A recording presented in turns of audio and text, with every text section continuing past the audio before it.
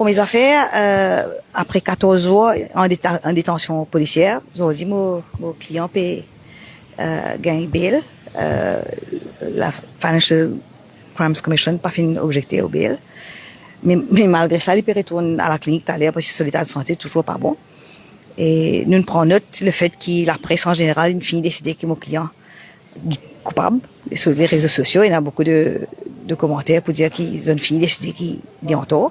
Mais moi, je suis capable de dire que jusqu'à aujourd'hui, sa version que mon client finit donner là, qui en premier jour même m'a donné en long et en large devant la presse, sa version là, ben non, il qui ne sensé. Et ni moi n'a aucune version alternative qui la FCC fin présent devant nous. Qui veut dire qu'il valait 10 jours, pendant 14 jours, moi pas connais qui fait un mon client.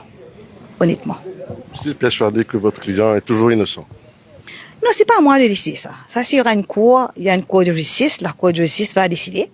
Mais tout ce que je peux dire pour l'instant, c'est que les preuves ne sont pas réunies pour prouver la charge qu'on a mis contre lui. Et ça, je peux vous dire, il faut pas être un senior counsel pour dire ça. N'importe qui regarde les charges et regarde les faits, va voir qu'il n'y a rien.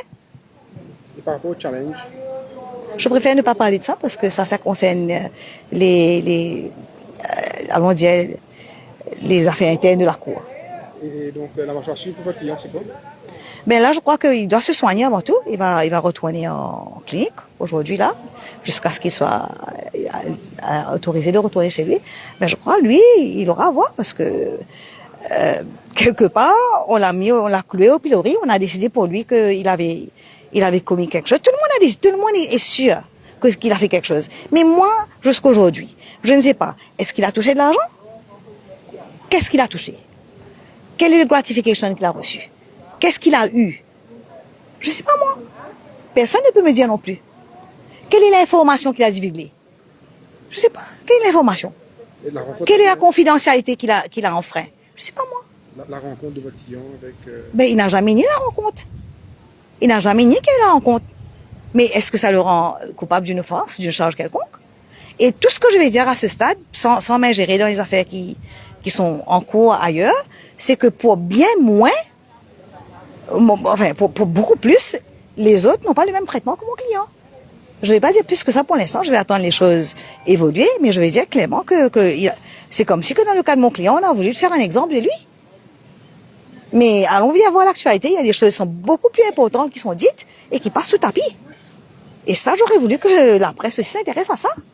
Plutôt qu'à s'acharner sur quelqu'un qui a dit, il a rien caché, il a dit tout ce qu'il y avait. Tout ce qu'il y avait, il a dit. Il n'y a aucune preuve contre lui. Quand vous dites qu'il passe sous le tapis, c'est toujours dans cette affaire appartement? En général, oui, en général, oui. Ouais, Par exemple? Non.